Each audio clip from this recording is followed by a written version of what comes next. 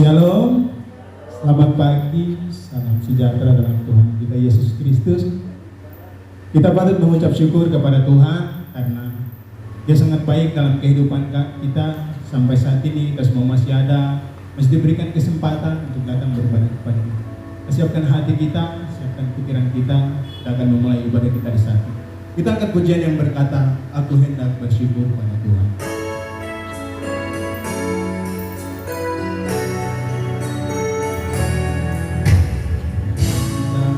Bersyukur pada Tuhan karena keadilan-Nya,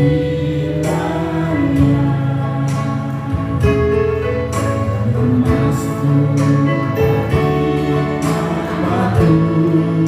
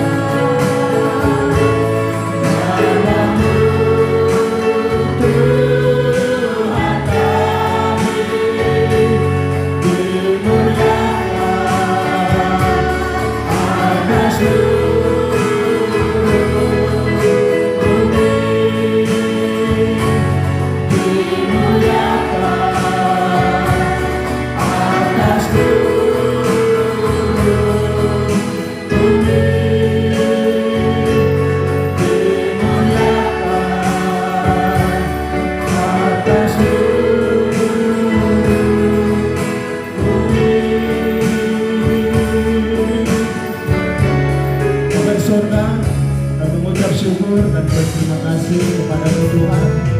Kau sangat baik dalam kehidupan kami, sehingga kami masih ada sampai saat ini.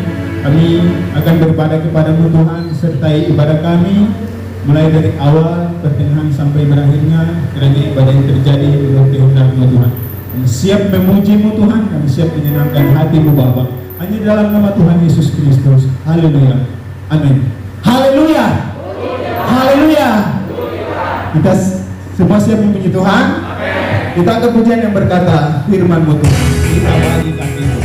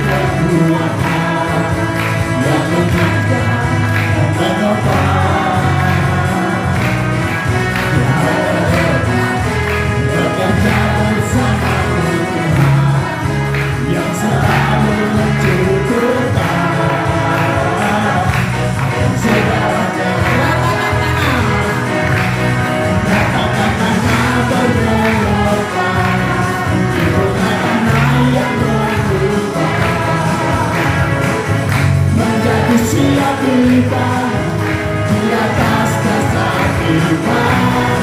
Kata-kata tergelombang, itulah kata yang berubah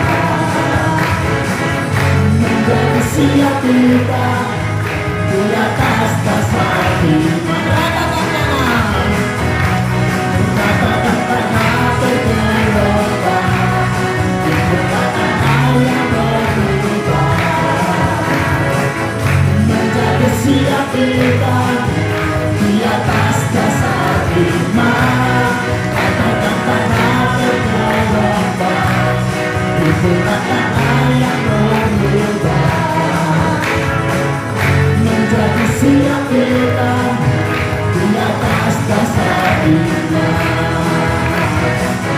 Menjadi siap kita, menjadi siap kita, menjadi siap kita di atas dasar iman. Haleluya. Tuhan, silakan duduk kembali. Kita akan memberikan persembahan yang pertama. Bersyukur Tuhan pada hari dalam senang ini Tuhan, karena bisa Tuhan masih bisa ibadah di tempat ini Tuhan. Engkau masih berikan kesehatan bagi kami Tuhan, umat-umat tempat ini Tuhan Yesus. Sebentar Tuhan kami akan memberi yang terbaik Tuhan. Biarkan kami memberi yang terbaik dari kami Tuhan, untuk kemuliaan-Mu Tuhan, untuk memperlebar kerajaan-Mu nanti Tuhan, untuk pelayanan-Mu.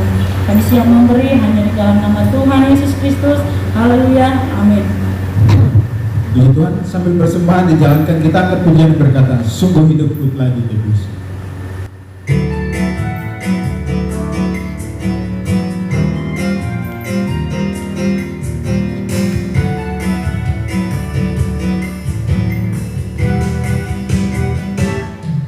Sungguh hidupku telah ditebus oleh kuasa darah yang kudus.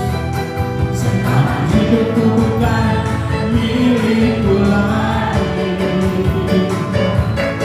Apapun yang Tuhan mau lakukan, apapun yang Tuhan mau inginkan, asalkan Tuhan ku senang, semua ku relakan, namanya dimuliakan. Sungguhlah hidupku telah ditebus, sungguhlah hidupku telah ditebus oleh kuasa darah yang kudus.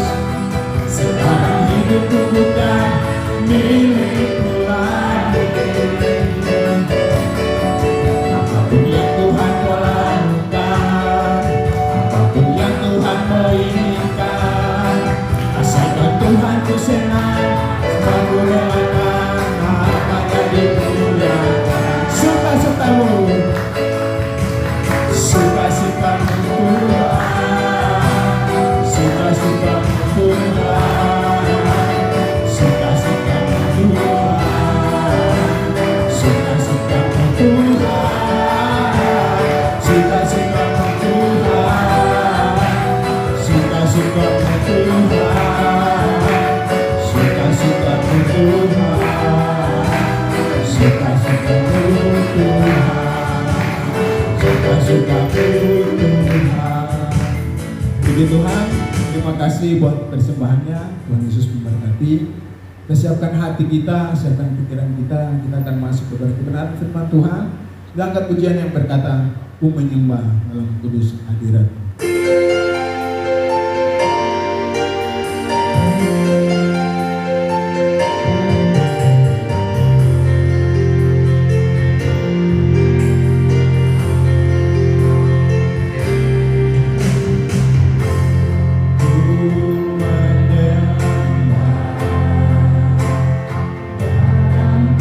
Kudus hadirat-Mu,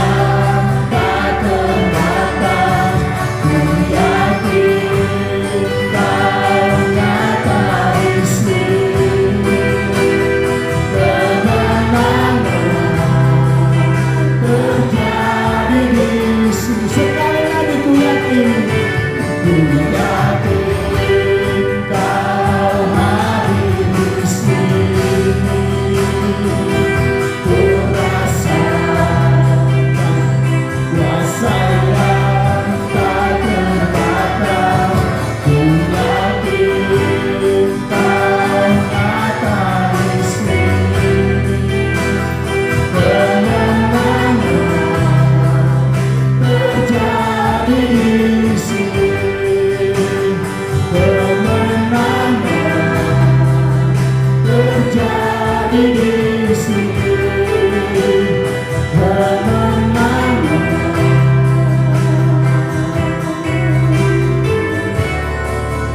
Terjadi di sini.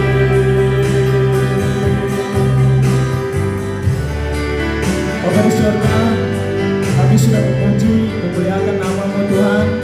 Ini tiba saatnya kami akan ditabur dengan kebenaran firman-Mu Tuhan. Kami berdoa buat hamba-Mu yang akan melayani kami di pagi ini dengan kebenaran firman-Mu. Tuhan, urapi dia, tutup bungkus dengan kuasa-Mu. Biarlah urapan baru dari Roh Kudus boleh jadi bagian miliknya dalam penyampaian kebenaran firman Tuhan. Kami berdoa Tuhan, urapi hati kami, urapi pikiran kami, biarlah kami akan duduk tenang, akan mendengarkan kebenaran firman-Mu Bapa. Kami siap mendengarkan kebenaran firman-Mu Tuhan, di dalam nama Tuhan Yesus Kristus. Haleluya. Amin. Saya serahkan kepada Tuhan. Haleluya. Puji Tuhan. Selamat pagi. Selamat kita kembali bertemu dalam nama Tuhan Yesus Kristus. Belum terlambat saya mengucapkan selamat tahun baru. Masih bulan Januari kan? Karena masih bulan Januari, biarpun tanggal 30, tetap kita masih ada di awal tahun 2022. Puji Tuhan, pagi hari ini saya mengucap syukur kepada Tuhan. Berterima kasih juga kepada Bapak Gembala, Ibu Gembala, sidang jemaat Tuhan, kembali mempercayakan saya bisa share, bisa berbagi firman Tuhan pada saat pagi ini kepada kita semua. Mungkin ada banyak yang sudah terdaftar tapi tidak hadir. Biar kiranya rekaman yang memang ada, ini bisa ditonton oleh umat-umat Tuhan yang tidak hadir. Baik istri kita yang tidak hadir, suami kita yang tidak hadir, sampaikan bahwa firman Tuhan harus didengar. Supaya kita tidak kering. Karena kalau kita kering, berakhir sudah hidup. Firman Tuhan datang itu menyegarkan. Amin. Pagi hari ini, saya akan membawa tema penghakiman dan kedamaian. Menghakimi dan damai. Coba dulu, saya sebelum kita baca firman Tuhan, saya mau tanya kepada Bapak Ibu. Siapa dari antara kita semua di sini yang tidak pernah menghakimi?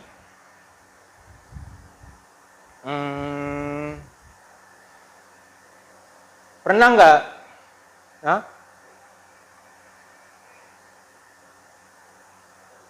Salah sedikit, tunjuk. Kamu sih, lu sih. Mukanya tuh lebih enak gitu ya.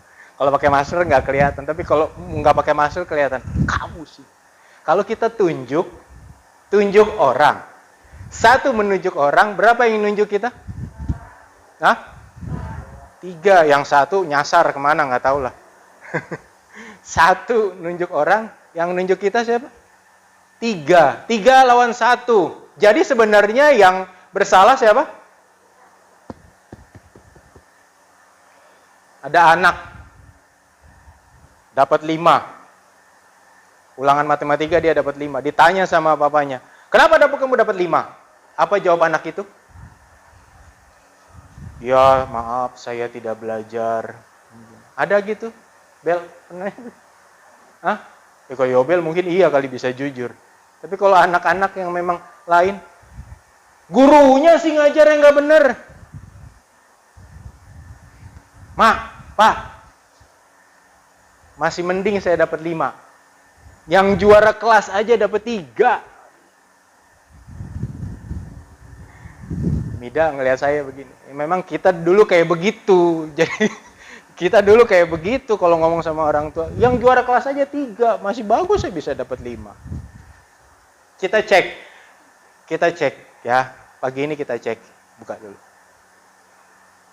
Ya, sebelum kita cek, kita baca dulu firman Tuhan di dalam Roma 14 ayat yang ke-13a. Menghormati firman Tuhan, boleh saya undang kita berdiri? Ayatnya singkat. Saya minta kita baca 2 kali. Yang jelas, Roma pasal 14 ayat yang ke-13 bagian A saja. Udah dapat katakan amin. Kalau yang nggak dapat bisa baca di depan. 2, 3. Karena itu janganlah kita saling menghakimi lagi. Sekali lagi. Karena itu janganlah kita saling menghakimi lagi. Puji Tuhan. Silakan duduk. Sekali lagi saya bacakan. Karena itu janganlah kita saling menghakimi lagi. Lagi kalau diulang-ulang, coba. Ya, lagi. Jadinya apa? Ya. Kalau kebanyakan menghakimi, kita bisa jadi ya. Aduh, dalam banget ya. Tapi kita akan belajar sama-sama. Kalau suami yang suka menghakimi istri, kamu biasa kopi manis, kok sekarang kopi asin? Lama-lama, gila. Ya. Buka. Oke. Coba kita periksa sama-sama yuk. Kita suka menghakimi nggak? Hana, enak nggak menghakimi? Hah? Woi, kayaknya waktu marah, terus langsung, mama sih kayak begitu. Kamu sih kayak begitu. Kayaknya puas. Tapi kita baca di sini. Orang yang suka menghakimi, pasti orang itu tidak ada damai. Tidak ada damai di hati. Ada di sini yang waktu marah-marah, yang waktu menghakimi, penghakiman turun, dia damai. Oh, saya lagi damai. Saya mau menghakimi orang lah. Ada? Hebat nih kayak begitu. Lagi tampangnya kayak pepaya California blesak jatuh gitu, terus tiba-tiba mau menghakimi. Bisa? Sudah pasti orang yang menghakimi itu tidak ada damai di hati. Damai bukan di sini. Damai bukan di kepala, bukan di pikiran. Damai itu ada di hati. Nah, sementara sebaliknya, para terdakwa yang dihakimi, siapa? Yang dihakimi nih, kita nih, yang suka dihakimi. Ya. Terdakwa yang dihakimi, pasti terdakwa itu tidak ada damai di hati. Ada waktu didakwa, dimarah-marahin, aduh iya terima kasih saya didakwa, saya dimarahin. Ada? Waktu ketok palu, jeder. Kamu kena hukuman 10 tahun penjara. Aduh terima kasih puji Tuhan, saya dapat 10 tahun. Ada kayak begitu? Biarpun mungkin seadil-adilnya penghakiman dunia, waktu diketok palu terdakwa hukum 10 tahun, pasti ada itu istilah di dalam hukum pidana, katakan pikir-pikir. Lalu ada yang banding. Itu karena memang rasa ketidakadilannya tidak terpenuhi. Saya cuman maling ayam, kok masa di penjara 10 tahun? Para koruptor cuman bisa dapat 3,5 tahun, miliaran. Saya cuman maling ayam 10 tahun. Pak polisi yang sekarang lagi ada viral, ada banyak berita, ya, ada satu polisi yang memang sudah dipecat, dia memperkosa seorang wanita, dijatuhkan hukuman oleh jaksa, divonis 10 tahun. Tapi waktu ketok palu, dia cuma dapat 3,5 tahun. Rasa keadilan ini tercoreng. Padahal dia sudah memperkosa.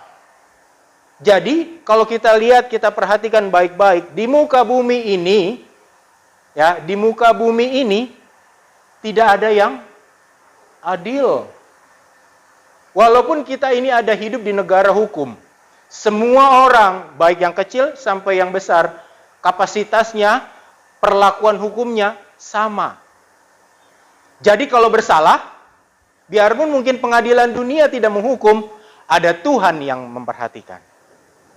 Ya, Pak, siapa di sini bapak yang suka berselingkuh? Nggak ada ya. Ya, dijauhkan Tuhan. Karena kalau bapak suka berselingkuh, lama-lama gila. Ada ini istri-istri yang suka ngelawan orang tua, orang suka ngelawan suami.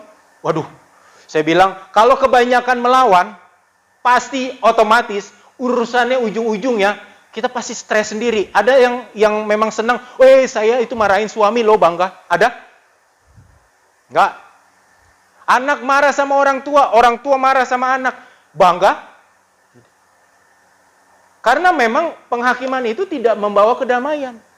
Kedamaian itu hanya ada di dalam Tuhan. Amin. Sekarang gini deh, saya mau cerita, ada 3 orang pelayan. Ada 3 orang pelayan. Ya. Pelayan yang pertama, dia bilang, "Gembala saya minggu lalu khotbah begitu keras. Pejabat yang duduk di depan keluar tersinggung. Gembala saya nggak peduli." Pelayan yang kedua, dia khotbah, dia bilang, "Gembala saya pun minggu lalu khotbah begitu keras. Sampai tua-tua sidang yang banyak memberi di gereja keluar. Gembala saya nggak peduli." Pelayan ketiga juga nggak mau kalah. "Gembala saya khotbah begitu keras. Sampai Yesus pun keluar tersinggung." Karena memang sudah keluar dari rel firman, penghakiman terus, ya. Apapun itu bicaranya mengenai penghakiman, karena memang menghakimi itu enak. Menghakimi itu enak. Tapi kita akan belajar sama-sama. Next, Jel. Perlu diingat. Yuk, baca sama-sama saya. Perlu diingat yang kata yang kedua, kalimat yang kedua. Tuhan tidak pernah, sekali lagi.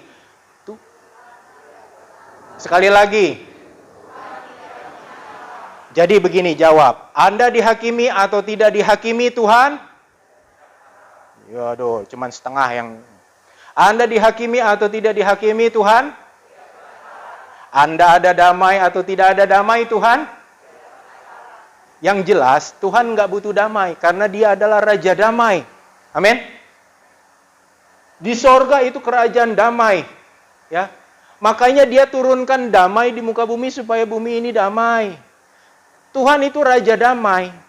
Ya, karena saking damainya, Dia itu bisa, hanya Dia yang bisa menghakimi kita dengan damai, dengan adil. Kalau manusia yang menghakimi sudah pasti salah, tidak adil, dan jauh dari kata damai. Ya, sudah saya ceritakan di awal tadi. Jadi apa kata firman Tuhan mengenai hal ini, kedua hal ini? Yuk, kita buka di dalam Mazmur pasal yang ke-7 ayat yang ke-12. Ya, di situ ada beberapa ayat, ya, kalau bisa dibaca di depan silakan, tapi saya akan bacakan ayat yang pertama. Apa kata firman Tuhan mengenai penghakiman dan damai? Ya, saya landasi dengan 3 firman ini.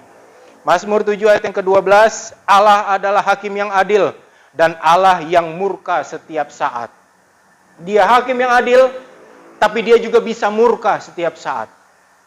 Jadi kalau misalnya ada anak kecil di dalam gereja, dia nggak ngerti apa-apa, ya. Dia saking bosannya kayak Hansel begitu, dia keluarkan game, dia main game. Bu Linda bilang, Tuhan marah. Dimasukin gamenya. Terus firman Tuhan panjang, biasanya panjang. Terus dia tidur. Tidurnya sih nggak masalah, tapi ngoroknya, Tuhan marah, kamu tidur di gereja. Terus ada doa syafaat.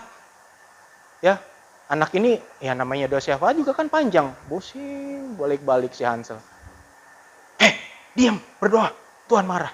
Akhirnya dia ngomong begini sama mamanya, "Ma, Tuhan darah tinggi ya. Kita doa yuk buat Tuhan supaya darah tingginya Tuhan turun." Ya, bisa kayak begitu. Tuhan itu mudah murka, mudah marah. Tuhan Yesus itu dalam pelayanannya dalam 33,5 tahun, Dia marah enggak? Pernah marah enggak? Di mana Dia marah? Di bait Allah. Tapi dalam 33,5 tahun cuma 1 kali itu Dia marah. Kita 30 hari, berapa kali kita marah? Waduh, 1 hari bisa 30 kali saya marah.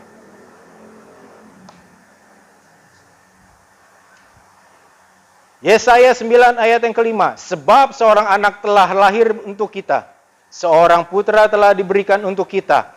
Lambang pemerintahan ada di atas bahunya. dan namanya disebutkan orang, penasehat ajaib, Allah yang perkasa, Bapa yang kekal, yang terakhir, Raja damai. Dia adalah Raja damai. Dia nggak butuh damai, dia yang Raja. Dia Raja damai dan dia berikan kedamaian dalam hidup kita. Ya. Ayat yang ketiga, Yohanes 14 ayat ke-27. Damai sejahtera ku tinggalkan bagimu, damai sejahtera ku berikan kepadamu, dan apa yang kuberikan tidak seperti yang diberikan oleh dunia kepadamu. Jangan gelisah dan gentar hatimu.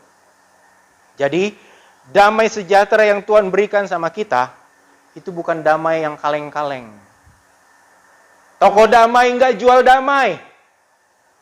Masuk toko damai bisa jadi keluar rusuh. Kenapa? Harga nggak sesuai.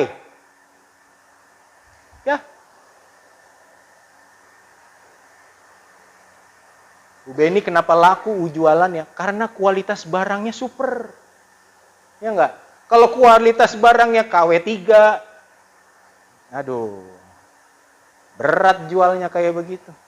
Tapi kalau damai sejahtera Tuhan itu udah kualitas super, bahkan original. Damai sejahtera yang Tuhan kasih sama kita, itu hanya bisa didapat di mana? Kita rela bangun pagi-pagi, memberi hidup kita, mengorbankan hidup kita untuk tekuk lutut, berdoa, baca firman, dengar firman Tuhan.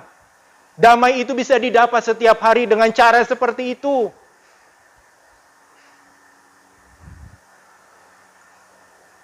Sejauh di hati kita tidak ada damai, next. Sejauh di hati kita tidak ada damai, devil is okay. Ya. Setan mah oke-oke aja, santai-santai aja, ya. Sejauh tidak ada setan, Sejauh tidak ada damai di hati kita, setan itu fine-fine aja. Baik-baik aja sama kita, bahkan bisa kerja sama. Ya. Bahkan bisa kerja sama. Dan kita akan belajar, ada beberapa hal yang saya pelajari. Orang yang tidak ada damai di hati, buka, sudah? Saya minta, ini ada 6 orang. Ya, tadi Ita sudah dapat kebagian, Uli sudah dapat kebaktian. Saya minta, siapa? Adel, siap, buka di dalam Matius 23 ayat 27. Pesta. Buka baca di dalam Yohanes 8 ayat 44. Adanya Pesta siapa namanya? Eva.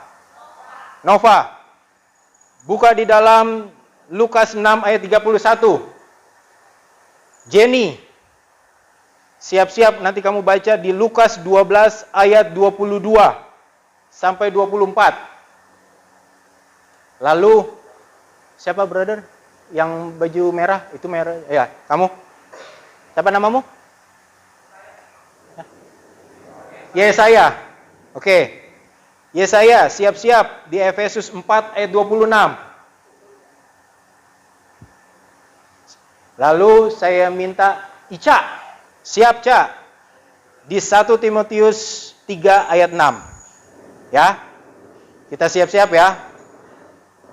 Orang yang tidak ada damai di hati yang pertama cenderung jadi orang yang munafik. Silakan Adel baca. Yang keras.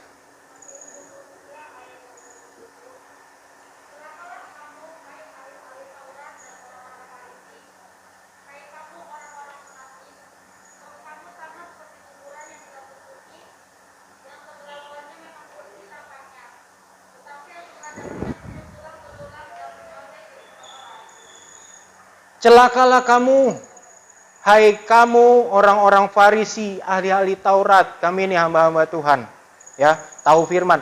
Yang boleh dibilang hamba-hamba Tuhan bukan cuma kami aja, kita semua. Katakan, saya adalah hamba Tuhan. Iya, semua kita hamba Tuhan. Ya, celakalah kamu, hai orang-orang Farisi dan ahli-ahli Taurat.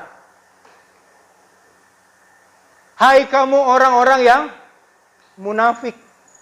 Kamu seperti kuburan yang dilabur putih. Orang munafik itu seperti orang yang suka pakai topeng. Jadi kalau di gereja itu orang suka pakai topeng, ya. Makanya kalau masuk dalam rumah Tuhan, tapi buka dulu topeng, buang topeng, jangan pakai topeng. Ya, apa adanya aja di hadapan Tuhan. Karena kalau orang yang pakai topeng, ya, waktu dia di dalam rumah Tuhan, dia menyembah, haleluya, itu malaikat bisa minder. Iya. Menyanyi dengan suara yang indah, malaikat, aduh, saya aja memuji Tuhan di surga itu suka pales-pales lah, itu kata malaikat. Tapi waktu keluar dari pintu gereja, setan ngelihat geleng-geleng. Astaga, dia ini lebih setan dari setan. Lebih setan dari saya. Itu orang munafik. Jangan pakai topeng, apa adanya aja. Di hadapan Tuhan semuanya terbuka. Ya. Rahasia dijamin kalau di hadapan Tuhan. Makanya kalau kita curhat, jangan curhat di sosmed. Jangan curhat sama teman-teman. Curhat di kaki Tuhan. Tuhan, saya lagi sakit hati nih. Bagaimana ya supaya saya tidak jadi orang munafik waktu saya memuji Tuhan, menyembah Tuhan, benar-benar saya berikan itu untuk Tuhan. Tanya sama Tuhan. Dan Tuhan pasti akan jawab. Tuhan pasti jawab setiap doa yang hanya untuk memuliakan Tuhan. Kalau doa kita, Tuhan hukum orang itu, nggak bakal dijawab. Tulus-tulus aja, terbuka saja di hadapan Tuhan. Ya. Yang kedua, gampang berdusta. Silakan, Pesta.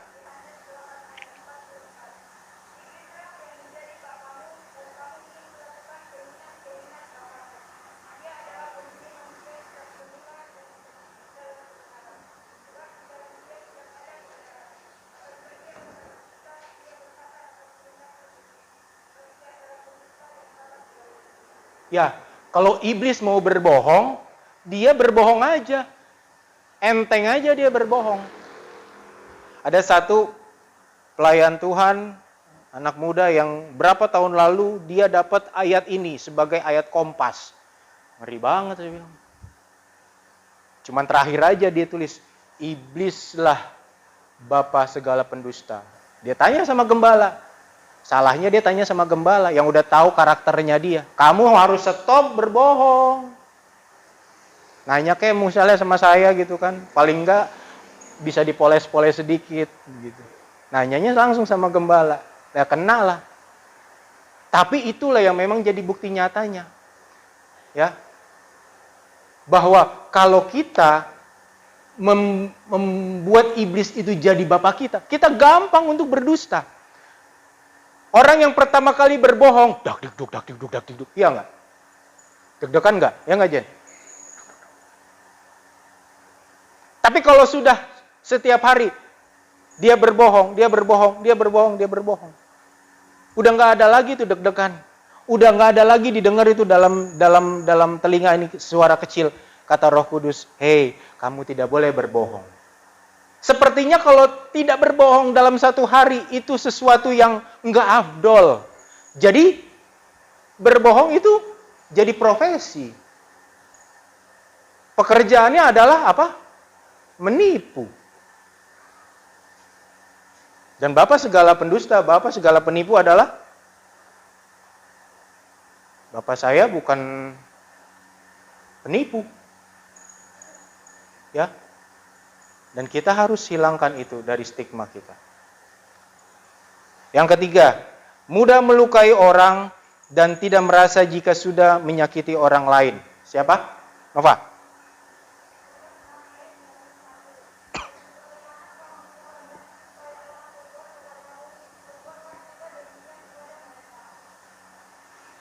Jadi kalau kita mau diperlakukan baik sama orang lain, kita harus berbuat baik sama orang lain.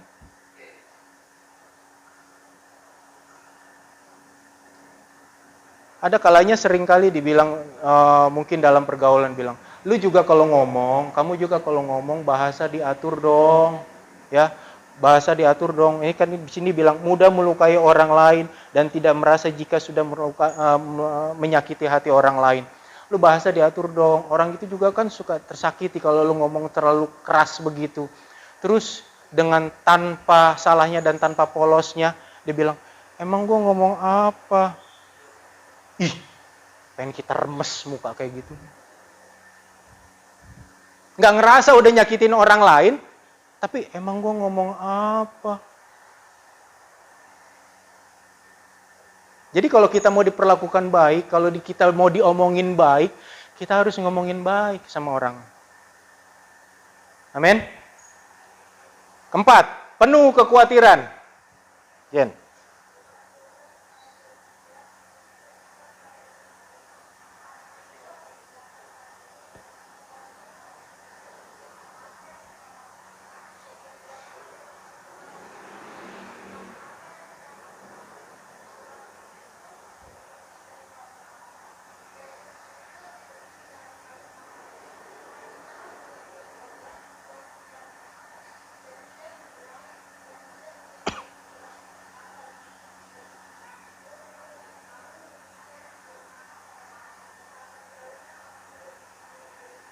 Puji Tuhan.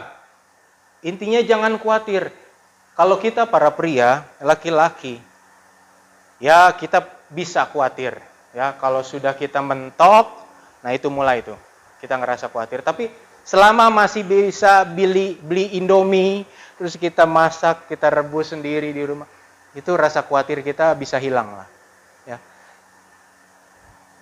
Tingkat dan posisi pertama yang menduduki ya posisi kekhawatiran ini siapa? Ibu-ibu. Apalagi dia sudah punya anak. Ya, apalagi tidak ada yang bisa dibuat di rumah misalnya. Ini anak saya mau makan apa? Ya makan nasi. Ya.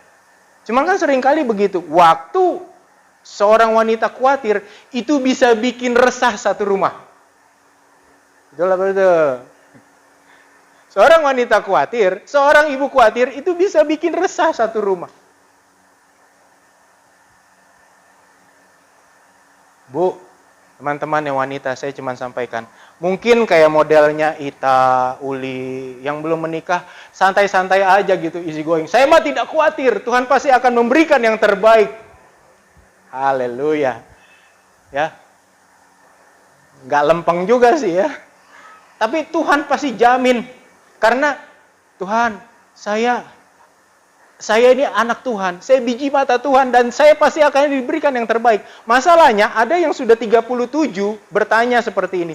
Tuhan, saya kan udah 37, siapa aja deh Tuhan, kirim deh. Ya, siapa aja. Lebih baik lama menikah, dapat yang terbaik dari Tuhan, daripada jadi piala bergilir. Ya, kalau nggak ngerti nanti setelah firman tanya sama saya maksudnya apa. Mudah emosi dan tersinggung. Ayo.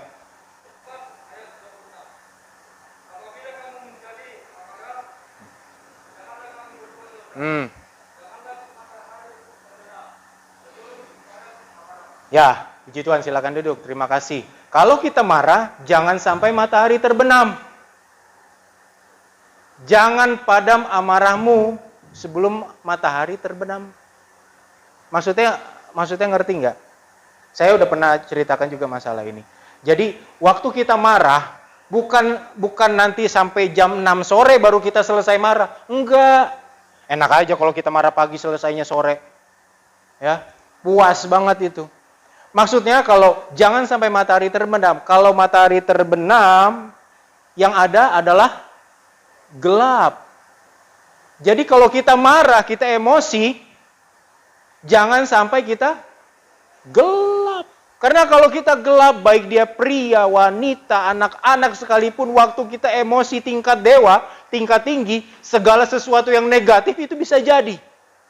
Betul? Iya, bisa jadi.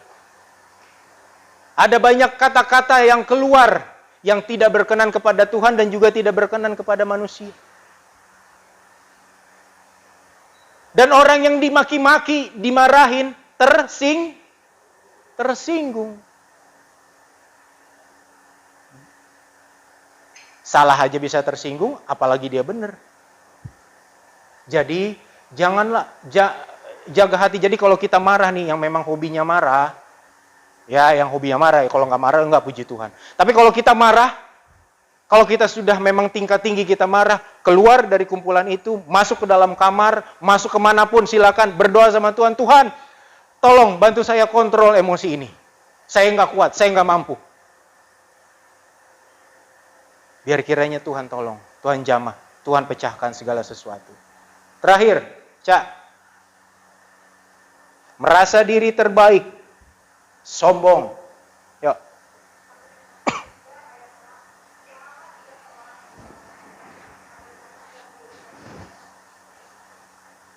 Ya, puji Tuhan.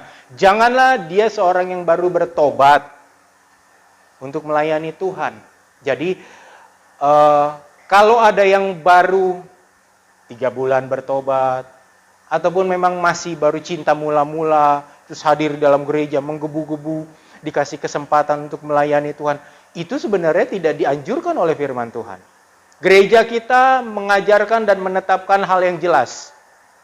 Ya, tidak membawa orang tertentu yang dia bisa gitar lah, bisa keyboard, bisa nyanyi, bisa apa, hebat, untuk langsung terikat di dalam satu pelayanan pekerjaan Tuhan.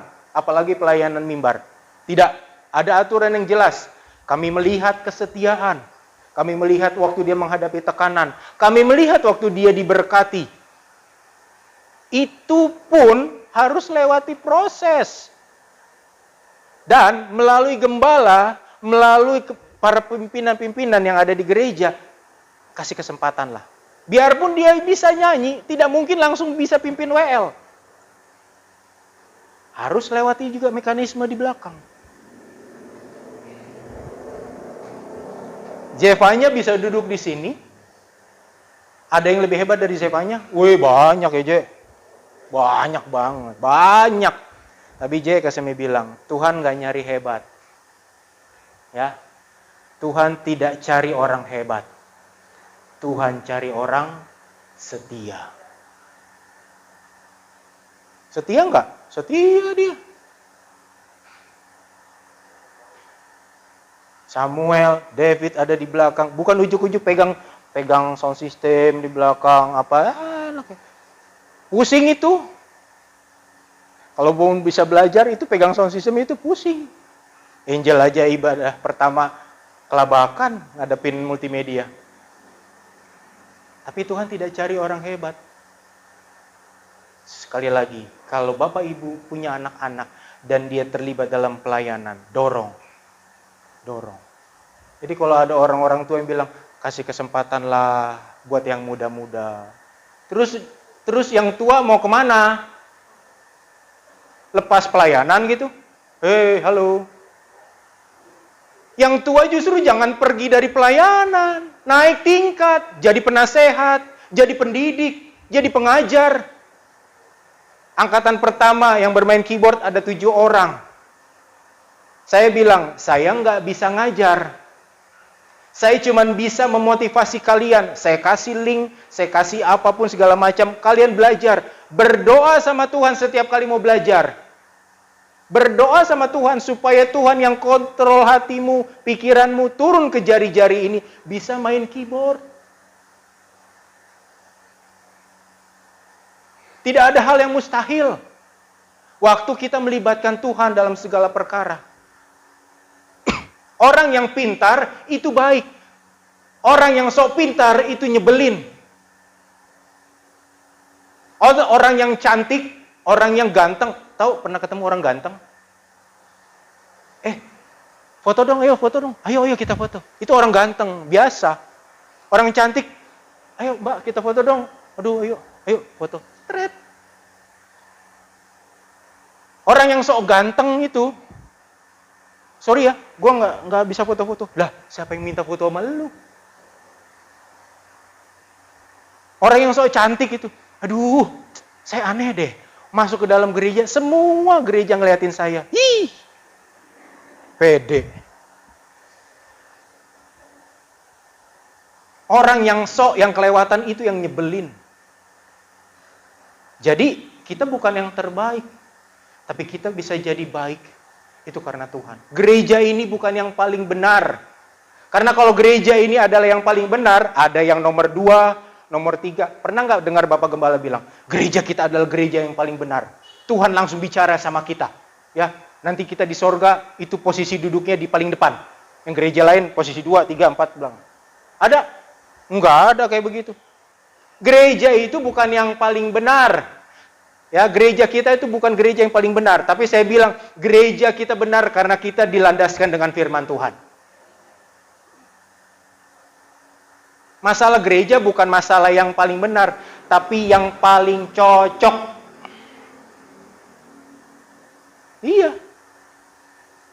Saya cocok nih sama gembala saya yang memang suka menginjil, tangguh. Wah iya. Saya suka nih dengan gembala yang suka ngebanyol. Saya suka nih dengan gembala yang mari kita buka di dalam firman Tuhan. Tapi ada orang yang diberkati dengan gereja yang seperti itu. Makanya saya bilang, gereja bukan masalah bicara yang paling benar, tapi yang paling cocok. Mungkin ada orang yang keluar dari Sukapura, GPD Immanuel Sukapura, karena memang dia nggak cocok. Kita ditekan, kita dihantam, kita kuat. Dia nggak kuat, makanya dia keluar.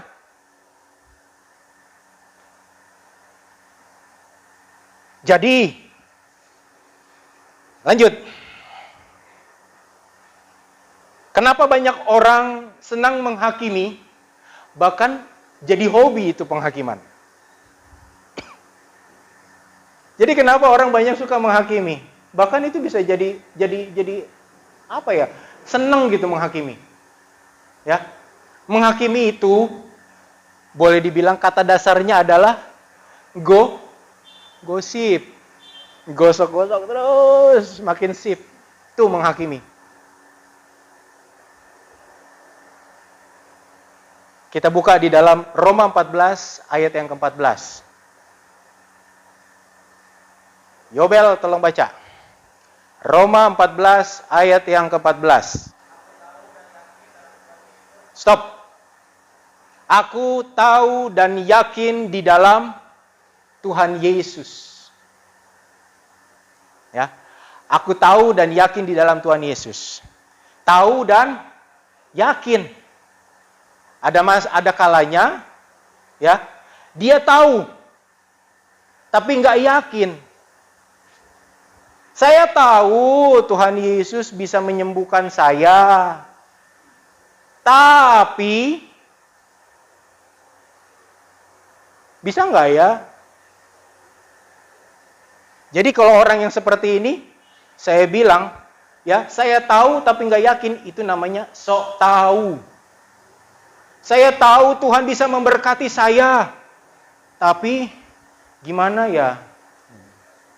Saya tahu Tuhan bisa memberikan yang terbaik buat saya, tapi kok saya begini-begini aja?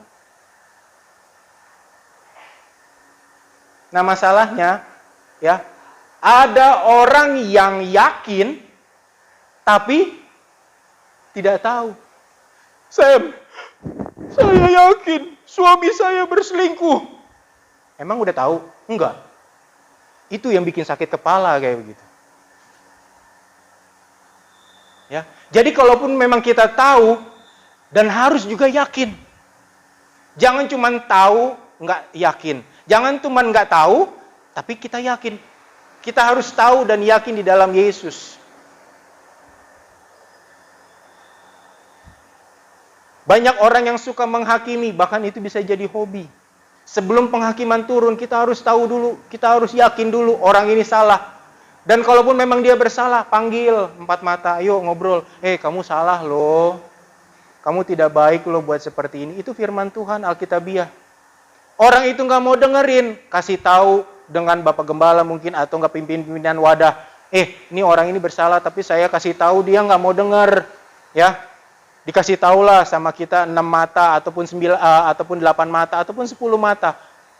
Ya, misalnya 4-5 orang, kasih tahu orang ini, kamu tuh salah. Orang ini juga masih nggak mau tahu juga. Ya. Kasih tahu sama jemaat, orang ini bersalah, tolong dong support dia, bantu dia, kasih pemikiran sama dia yang benar supaya dia kembali dari jalan yang salah kepada jalan yang benar. Kalau dia nggak mau dengar juga, serahkan sama Tuhan karena dia bukan anak Tuhan. Karena ditegur nggak mau dengar-dengar 3 kali loh ditegur. Itu alkitabiah kok. Baik. Selama kita masih ditegur, itu kita disayang. Ya, orang yang memang jadikan menghakimi itu profesi, karena yang pertama, fokusnya kepada diri sendiri, bukan kepada Kristus. Saya tidak mencontohkan gereja ini, karena panitia Natal, oke. Ya, tidak ada minus, ya. Pokoknya aman. Tapi ada panitia Natal di gereja yang lain, setelah Natal beres, pusing, aduh, konsumsi belum dibayar. Aduh, ini belum beres, ini segala macam. Pusing panitia, karena fokusnya bukan kepada Kristus, tapi kepada Natalnya. Bapak Ibu, teman-teman, kalau kita fokus kepada Tuhan, saya berani bilang, semua beres.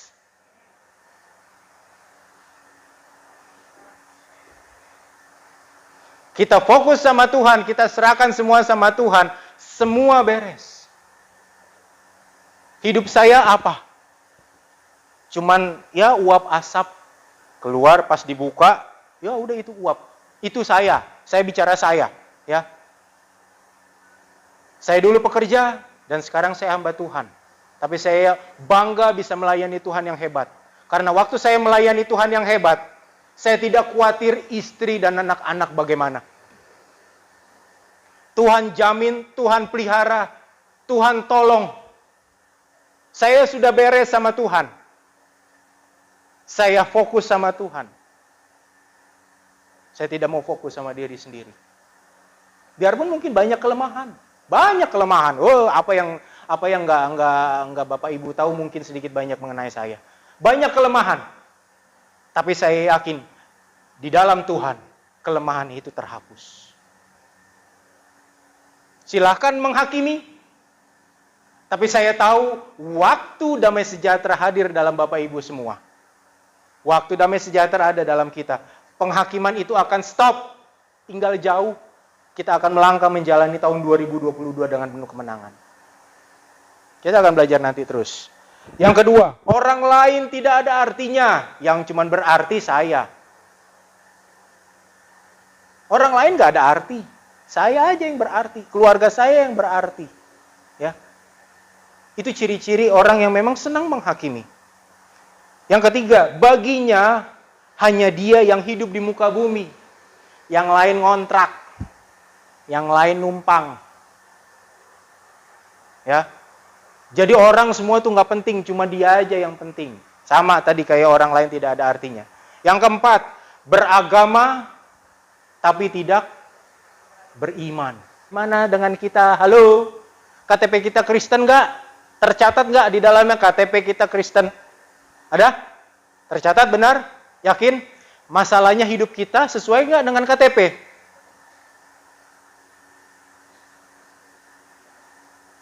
Pertanyaan itu hanya bisa dijawab oleh Bapak Ibu semua dan teman-teman. Jadi bagaimana kita menjalani next tahun 2022 ini dengan penuh damai? Yang pertama, stop menghakimi. Ya, itu tulisannya lumayan besar itu. Mana? Oh ya. Stop menghakimi. Gak usahlah menghakimi. Memang banyak orang punya masalah. Banyak orang bisa buat salah sama kita. Ya. Tapi saya belajar dari Oma almarhum. Ya. Oma saya, Oma Sinyal. Waktu kamu bermasalah dengan orang, kamu salah sama orang, kamu datang minta maaf, berdamai sama orang itu. Ya. Saya salah, saya minta maaf. Masa bodoh kamu itu dimaafkan atau tidak, yang penting kamu datang, kamu minta maaf. Nggak mau kasih tangan, ya sudah. Yang penting sikap hati kita datang, saya minta maaf, saya sudah bersalah. Tapi yang kedua, orang lain yang bersalah sama kita, belajar kamu yang datang minta maaf. Kok bisa? Iya. Itulah hukum yang luar biasa. Orang lain salah sama kita, seyogyanya dan seharusnya orang itu datang minta maaf sama kita.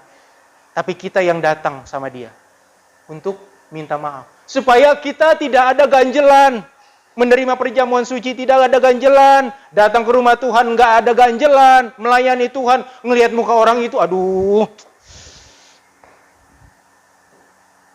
Jadi stop menghakimi lagi. Jika kita menyambut tahun 2022 ini adalah sebagai tahun pertobatan. Karena pertobatan itu setiap hari. Bilang sama Tuhan, Tuhan, hari ini tanggal 30 Januari 2022. Hari ini terakhir saya kompromi dengan dosa. Ini adalah momen pertobatan kita. Hari ini saya terakhir kompromi dengan dosa. Capek Tuhan hidup dalam dosa. Menikah itu biayanya murah, saya bilang. Biaya menikah itu murah. Biaya dan ongkos perceraian itu mahal. Benar mahal. Makanya kalau ada yang suka dan memang pernah speed nih keluar, cerai kita. Itu ditangkap sama iblis. Tapi waktu sempat kita keluarkan kata-kata itu, bertobat, tarik lagi kata-kata itu. Tuhan, saya minta ampun. Saya tidak mau bercerai. Saya mau hidup dalam pertobatan. Aku mengasihi suamiku, aku mengasihi anakku. Aku mengasihi istriku. Karena memang sakit. Perceraian itu sakit. Kalau punya anak 5, 5-5-nya ini akan mendapat dampak. Kenapa anak-anak banyak lari ke LGBTQ? Melihat keluarga yang broken. Karena dia tidak ada sosok orang tua yang bisa dijadikan contoh. Tidak apa-apa di rumah kita banyak gontok-gontokan, gak apa-apa, besi menajamkan besi. Tapi waktu Yesus hadir, anak-anak bisa melihat, orang tua gue hebat. Karena satu kali waktu Jenny pasti akan cari suami yang modelnya kayak Pak Alek kan? Ya nggak Jen? Ada yang memang yang cari modelnya yang di luar sana? Saya mau cari suami yang seperti Papa. Maksudnya karakter, ya hidup, nggak mungkin sama-sama mentok begini, enggak gitu ya. Saya mau punya suami yang seperti Papa. Yobel pun akan lihat, aku mau punya punya istri yang seperti Mama. Bukan yang suka marah-marahnya ya. Tapi aku mau karakter Mama ini yang memang ada di dalam hidup istriku.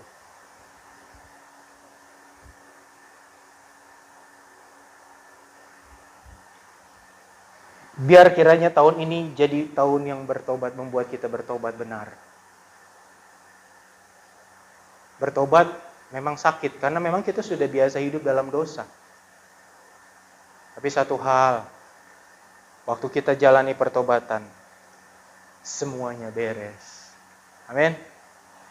Yang ketiga, kita menyambut tahun 2022 sebagai anugerah Tuhan yang menjawab kebutuhan. Kasih karunia Tuhan yang menjawab kebutuhan. Ya, itu bisa sama dengan yang di bawah. Membuktikan bahwa kasih Allah sebagai Immanuel, hadir sebagai Immanuel. Menjawab kebutuhan, Tuhan beserta dengan kita. Siapa yang mau punya rumah? Semua mau punya angkat tangan. Saya pun mau. Siapa yang mau punya mobil? Semua mau. Siapa yang mau punya motor? Semua mau. Siapa yang mau punya usaha yang maju? Semua mau. Semua itu bisa Tuhan kasih. Gampang. Gampang.